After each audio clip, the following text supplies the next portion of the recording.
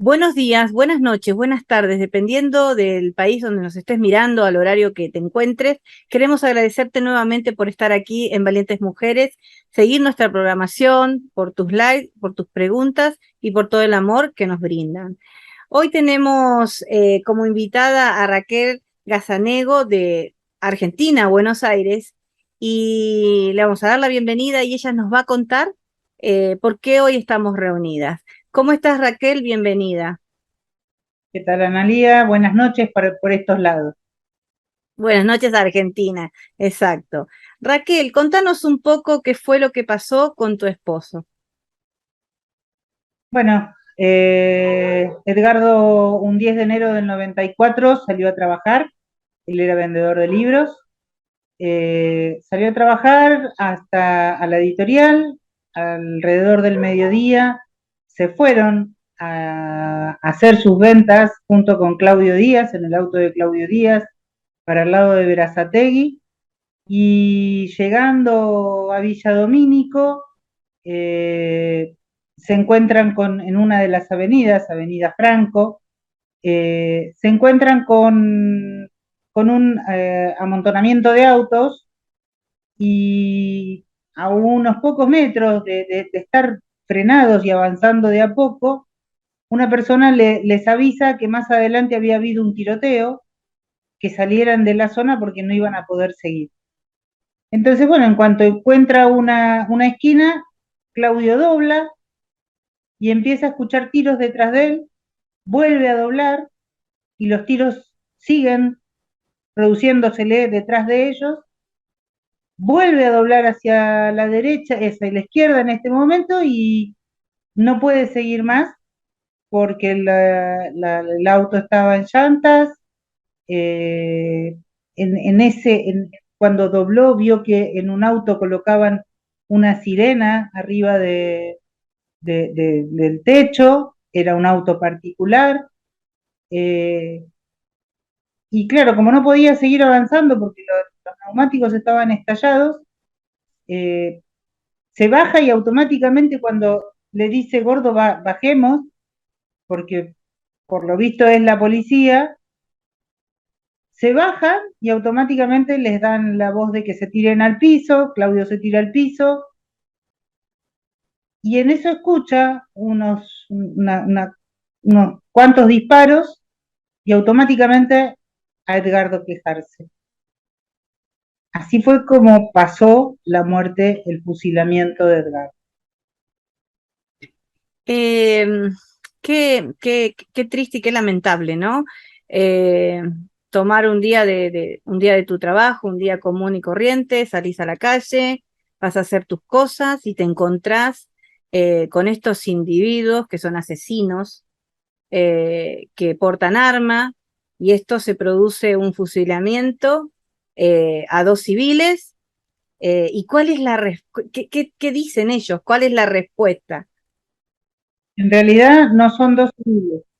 En ese hecho mataron a 4 personas, Ajá. porque ese tiroteo que se había producido antes de que Claudio pudiera doblar, ahí habían matado 3 personas. O sea que ya habían No, matado a alguien antes de ellos, o sea, en el mismo tiempo. sí, en un Peugeot 505 y que estaba tripulado por Norberto Corvo, remisero, que llevaba 2 pasajeros. Remisero, para quien no pueda entenderlo, quien Ujú. esté escuchando en otro lado, remisero es como si fuera un taxista, pero sin tener la licencia de taxi. Es Exacto. como si fuera un Uber, Un Uber, sí. un, Se conoce mucho más en el mundo el Uber, como si fueran nuestros remises. Sí, está bien. es Gracias como si por fuera un aclarar. Uber, pero con un lugar fijo en donde el chofer va y espera el llamado de las personas que solicitan el viaje.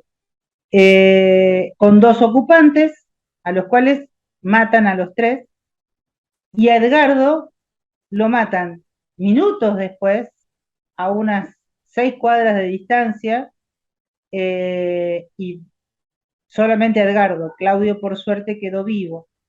Eh, por un lamentable error, como bien dijeron todo el tiempo, todos los efectivos, no solamente los imputados, sino cuanto efectivo se me puso adelante respondiéndome por los imputados y por la policía. Los dichos de la policía, eh, ellos dijeron que fueron porque salieron en prevención del delito, pero salieron en 5 autos particulares y 12 policías vestidos de civil, no uniformados, sí con las armas reglamentarias dadas por la Policía de Buenos Aires, eh, pero a prevenir el delito en una zona en donde no había habido llamada alguna de auxilio. Un hecho que, bueno, ya veremos a ver cómo lo dilucida la justicia después de 10.157 días, más de 28 años que sucedió, pero claramente ellos ya de por sí, por esa frase que sostuvieron en el tiempo, lamentable error, sostenemos que ellos sabían que tenían que salir a matar, por eso salieron de civil y en autos de civil, pero se equivocaron, produjeron un error matando a Edgardo. Ellos sabían que tenían que salir a matar, salieron a matar y se confundieron. De hecho, uno de los policías que estaban en esa brigada, lo que nos dijeron a nosotros fue, a mí particularmente, su marido estuvo en el lugar equivocado a la hora equivocada, a lo cual en ese momento le contesté, mi marido estaba trabajando e iba por la zona que tenía que ir para ir a trabajar. No estaba equivocado él. Claro. Culpaba a mi marido en todo momento. Claro, la culpa la tenía tu esposo. Y La aparte, culpa te escucho y estoy como sorprendida porque digo, ¿no? Ellos te dicen con total despreocupación, nos equivocamos, o sea que matar iban a matar a alguien, o sea, vos fijate la locura, ¿no? De lo que te están diciendo, de lo que están explicando, de lo que se están excusando, ¿no? O sea, no matamos al que teníamos que matar, y bueno, y por error matamos a este. Es una cosa de desprolija, es algo de personas que realmente no están tomando conciencia de lo que están diciendo. Querer después de 28 años seguir con el mismo, ¿no? Speech de decirte esto fue un error. El error, déjenme decirle a estos individuos y a quienes lo acompañan, se llevó la vida de personas, y en este caso la vida de Cardo. Entonces, no hay error justificable y tampoco echarle la culpa a la víctima porque estaba en el lugar incorrecto. Como ciudadanos, tanto argentinos como en cualquier parte del mundo, tenemos derecho a transitar por la vía libremente, sin tener el temor de que un grupo de efectivos policiales se equivoque porque tienen una orden de salir a matar, porque en realidad tenían una orden de salir a matar. ¿A quién tenían que ir a matar? No sé, pero el hecho que, como te lo cuentan, realmente es como que enoja, ¿no? Como que te decís de qué clase de persona estamos hablando. ¿Y por qué tarda tanto? O sea, ¿por qué todo este periodo? ¿Por qué 28 años, Raquel? ¿Qué pasó entre medio de todo esto? A ver, la causa se inicia un 10 de enero del 94, en agosto se hizo la reconstrucción, que duró una semana, y para octubre, noviembre, la doctora Silvia Susana González, que fue la jueza de instrucción, ya había cerrado y había pedido el elevamiento de la causa a juicio. Pero como parte de los imputados, si no todos, tenían causas anteriores abiertas aún por pelea, por homicidio en riña, por estafa, por Mm, varias cosas, imputados, Policía de Buenos Aires. Recae en el juzgado de un juez que se llama, porque todavía sigue vivo, Emilio Villamayor, un juez absolutamente connivente con la policía y con el poder político de ese entonces. sobresee a todos los policías, menos a uno que la misma noche, 10 de enero del 94, logra fugarse de la brigada de Lanús. O sea, para quien también no conozca, están los destacamentos en rango, ¿no? Están los destacamentos, están las comisarías y estaban las brigadas, hoy devenidas a DDI, que ahora no me acuerdo cuál es la sigla, Sí, cuál es sí, se han ido este, achicando los lugares, de alguna manera. en realidad Ujú. se sacaron las brigadas porque las Brigadas, brigadas sí, tuvieron una historia muy nefasta en la época que nosotros sufrimos la dictadura, en donde también chupaban gente torturaban y mataban y desaparecían a muchas personas. Incluso la brigada de Lanús, que es de donde dependían estas policías, hoy por hoy se las conoce como el infierno. Infierno se le pone justamente por las cosas, los hechos que tuvieron que sufrir aquellas personas que estuvieron detenidas en esa época. Eh, Esto venía, bueno, el juez Villamayor decía, personaje muy connivente, muy entrelazado, que debía demasiados favores, no solamente a muchos policías en funciones y de cargos jerárquicos, sino también a personajes políticos de aquel entonces. Entonces, intentaron siempre cerrar la causa, hasta que uno de mi abogado, Silvani Chiarico, coloca un escrito ante la Corte Suprema de Justicia y la Corte Suprema de Justicia le da la razón y pide que se vuelva a investigar la causa. En tribunales de Lomas de Zamora no quiso, esto te estoy hablando, el hecho fue en el 94, en el 95 sobreseen, a fines del 94, principios del 95, sobreseen a todos, menos al prófugo, que ujú. estaba con pedido de captura y con ofrecimiento de recompensa que nadie buscaba, y después te cuento por qué. Y en el 2015, más o menos, recae, tuvimos la suerte de que cayera en el juzgado de Gabriel Vitale, juzgado número 8 de garantías, que es quien logra capturar al prófugo. A partir de ahí se eleva nuevamente a juicio, se pide, el juez Gabriel Vitale pide nuevamente el elevamiento a juicio, y desde ese momento, desde el 2016, que estamos esperando que se celebre el juicio. Pero ¿qué pasa? Los abogados defensores de los imputados se la pasaron colocando trabas y trabas y trabas. Ujú. Bueno, hasta que al final llegamos a esta instancia que por fin, después estuvo la pandemia en el medio, porque para nosotros la pandemia empezó un 20 de marzo del 2019, que fue justamente la fecha en donde nosotros teníamos lo que se llama la audiencia preliminar, que es donde se juntan las partes y dicen cuáles son las pruebas que van a aportar para cuando se celebre el juicio.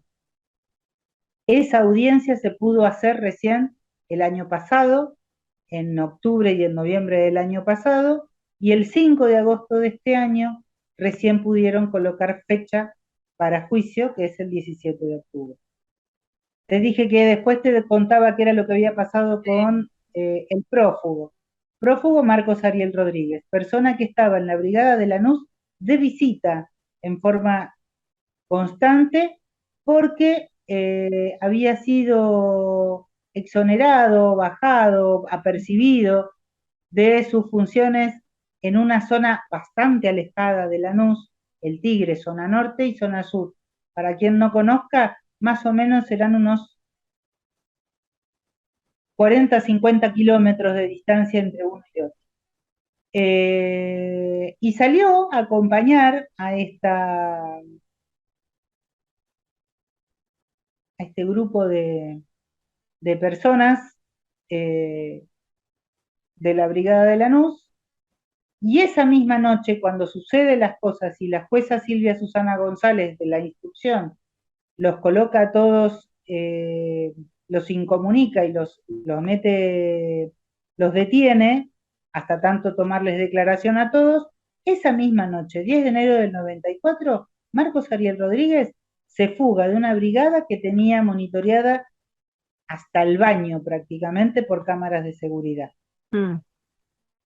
Se logra, a través de mis abogados, colocar un pedido de captura. Se logra también que el Ministerio de Justicia ofrezca recompensa, en aquel momento bastante abultada, para quien lo pudiera ver. Yo me presentaba a través del padrón electoral en cada una de las instancias electorales que hubieran en el país y principalmente en la provincia, en la mesa donde esta persona tenía que votar. Claramente nunca se Nunca votó. presentó, hasta que un día decidí no ir más porque el fulano había hecho cambio de domicilio a la ciudad de Córdoba. Una persona que tenía pedido de captura, ofrecimiento de recompensa, hizo cambio de domicilio y el Ministerio de Justicia no se enteró. Y mantenía su nombre y su documento, todo. Exacto, exacto.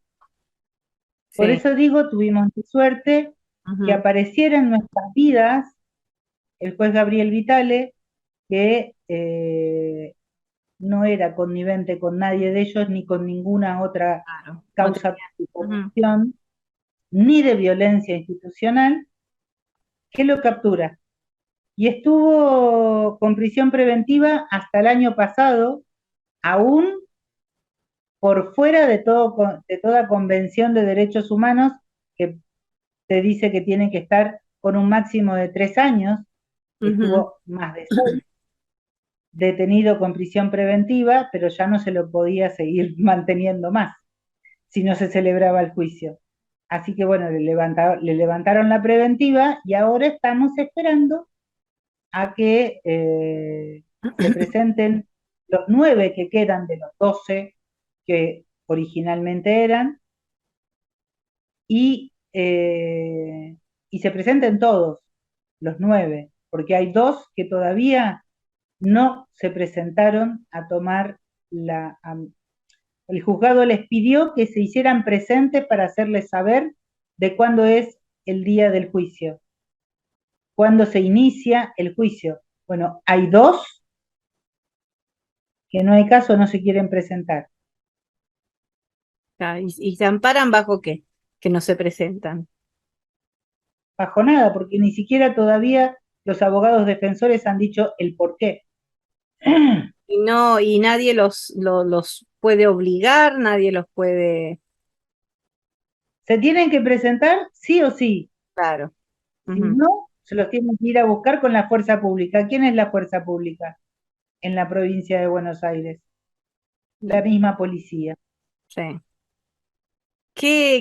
La verdad es cuánto a corrupción, ¿no? Estamos hablando de una corrupción que viene de hace mucho tiempo, que continúa, pero que puede ser evadida con algunos jueces que cumplen con sus funciones correctamente y hacen su trabajo sin ningún tipo de problema porque no están vendidos o comprados con nadie. Y ahí es cuando... que no están comprados por corrupción. Exacto, porque... Todavía hay muchos que sí lo están. Hay muchos políticos que también están corrompidos y hay muchos efectivos dentro de la policía que aún sin querer estar dentro de un estamento corrupto son cómplices porque saben, pero no saben, no tienen dónde poder ir. No tienen dónde poder decirlo sin correr riesgos ellos o las vidas propias o las de su familia. Sí. Hubo muchos que denunciaron y terminaron muertos. Claro, sí. Claro, y es una gran red de corruptos y también que obstruyen, tanto como vos estabas nombrando, políticos, jueces, policías, entidades que hacen que se obstruya la justicia en realidad, pero, pero de alguna manera esto ha llegado a lo que hoy vos presentás, que es después de 28 años, y yo quiero destacar que Raquel, cuando yo leí lo que me escribió, exactamente los días, sabe, Raquel los tiene contados desde aquel fusilamiento de su esposo. Y con eso podemos imaginar, o al menos tener un tiempito para pensar cuánto dolor y cuánta historia hay en 28 años de trabajo y de esfuerzo y de dedicación y de buscar justicia y no parar nunca, para poder encontrar al prófugo y para poder condenar también a los que quedaron, ¿no? ¿Por qué quedan 9 y eran 12? ¿Qué pasó con los restantes? Hubo uno que fue sobreseído, definitivamente, y está Ujú. la condena firme. Ahí ya quedan 11, y después quedan dos que se murieron. Ah, ok, ok. O sea que bueno, ahí. Esta gente queda ronda más o menos. Son ya adultos, mayores. Sí, rondan más o menos, todos tienen más o menos mi edad, 60 años, Claro. 62, Ujú. 65, Sí, un poco menos tal vez algunos. sí. Y qué, qué cosa, ¿no? Ellos siguieron su vida como si nada, tal vez pensando que nunca, nunca iba a llegar este momento, seguramente confiados en que no iba a llegar el momento. Y hay algo que yo he descubierto en este tiempo de hacer entrevistas con familiares de víctimas, es la constancia de ustedes. Ustedes son sus propios abogados, los investigadores, los jueces, son los que investigan, los que llevan las pruebas, los que piden que se revisen los casos, porque no hay un sistema realmente que esté apoyando a los familiares de víctimas para que las cosas sean un poco más aceleradas, para que no se tenga que tardar tanto tiempo. Eh, ¿Y qué sentís hoy, Raquel, después de 28 años que llega este momento? ¿Qué es lo que vos sentís? No, no, no tengo claro lo que siento porque las emociones son muy encontradas. Eh, Siento ansiedad, no puedo negar, siento algo de alegría, pero esa alegría está mezclada con incertidumbre.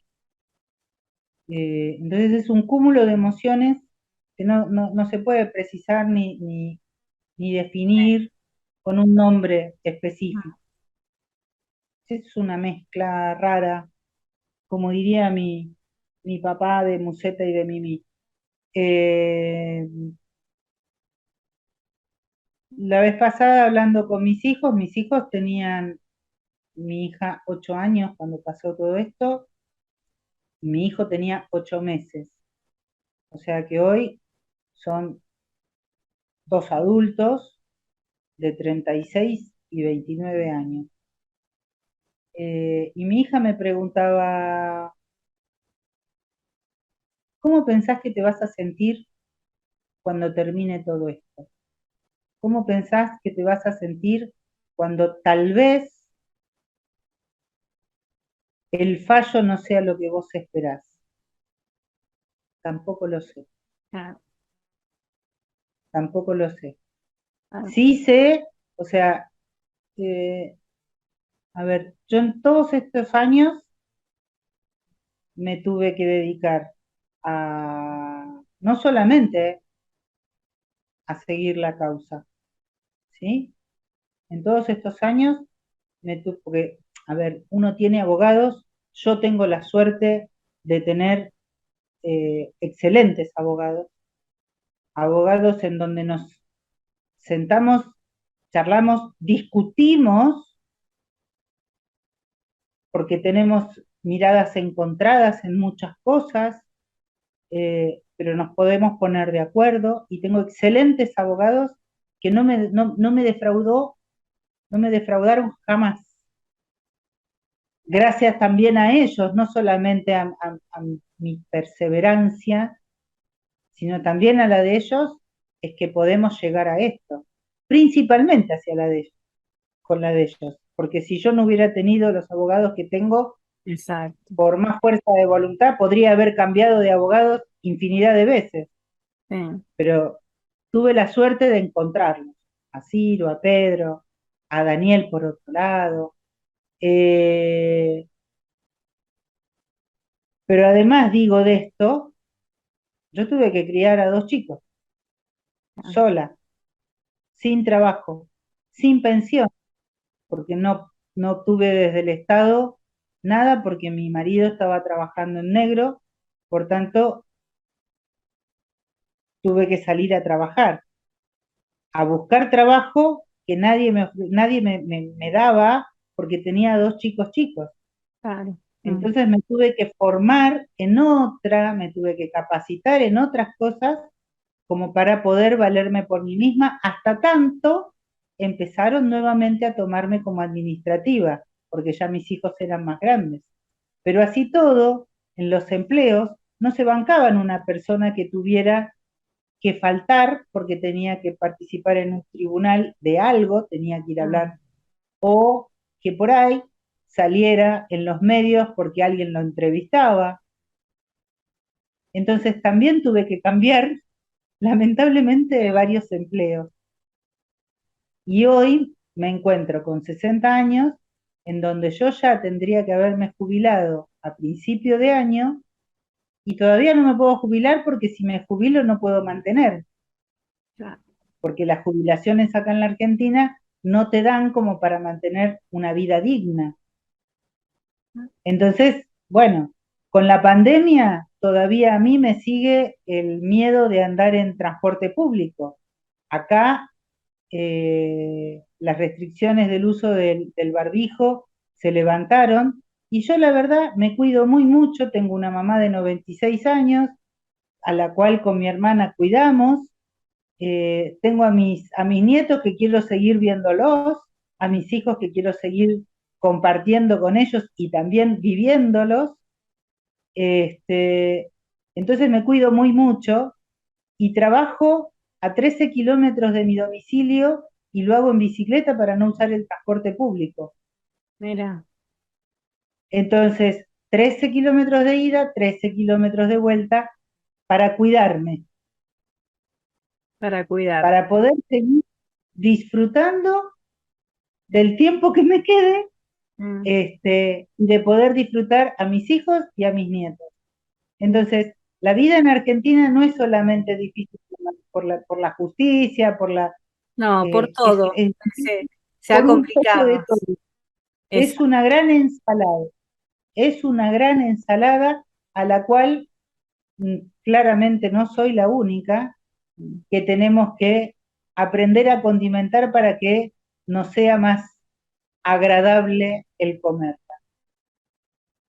Sí, te escuchaba y iba imaginando un poco todo lo que me estabas relatando de tu vida, de lo difícil que ha sido, te- y sin que vos lo buscaras, te expusieron a continuar una vida que tal vez hubiese sido muy diferente junto a tu esposo, al tener que criar niños, a tener que salir a trabajar, a encontrarte con lo que se encuentran muchas mujeres a diario con el rechazo, ¿no? De por tener niños chiquitos o todos los familiares de víctima. Y esto es algo muy importante. Los familiares de víctima tienen que dejar muchas cosas y tienen que dedicar mucho tiempo también a los tribunales, a las audiencias, a las marchas, algunos que se suman a marchas.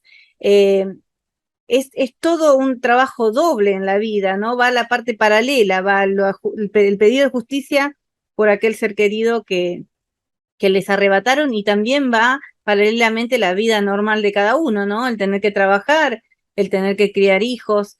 En esto, este grupo de efectivos policiales la llevaron a Raquel y a su familia, a tener que dividirse en la vida para poder pedir justicia donde muchos la niegan, donde muchos se venden y donde muchos son comprados de forma corrupta. Eh, Realmente, Raquel, te agradecemos que nos hayas contado la historia de Edgardo. Eh, no tiene que quedar en el olvido. Hablábamos un chiquitito antes de empezar la entrevista donde le decía, nos decía ella, muchas personas se olvidan, ¿no?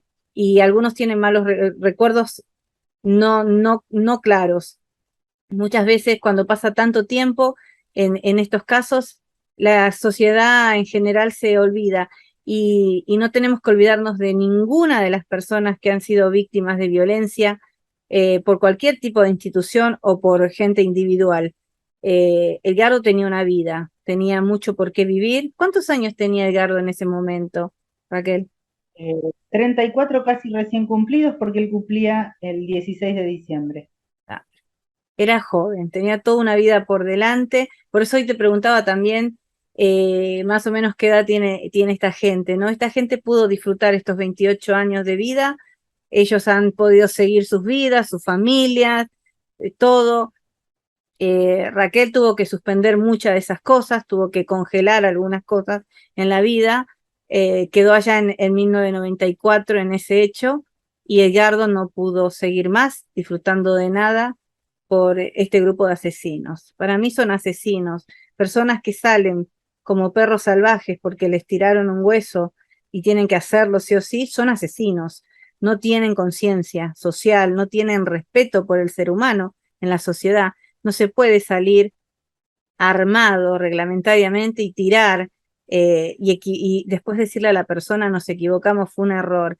Es lamentable que una institución tan importante como son las fuerzas policiales respondan de esa forma.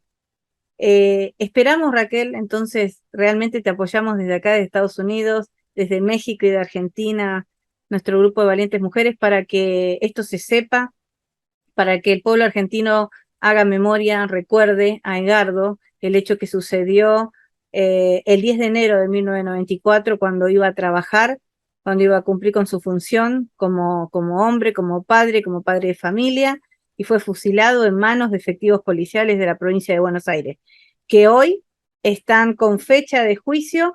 ¿Cuándo es la fecha del juicio, Raquel?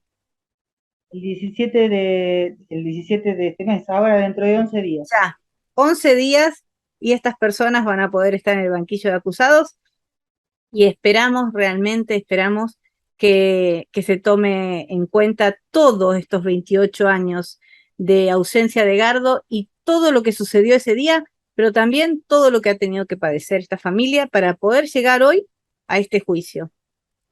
Raquel, te doy un espacio, te súper agradezco nuevamente por estar ahí, por tu tiempo, sé que acabas de llegar de trabajar, que estás cansada. Me gustaría que les dejaras un mensaje al mundo, te van a escuchar de muchos países. ¿Qué podés vos decirle al mundo? Eh, una, que no soy la única, lamentablemente, en Argentina principalmente, que es donde nos toca vivir, y en el mundo en general, no soy la única, claramente, y es lamentable. Eh, y ante todo, más allá de lo que pase, no bajar los brazos.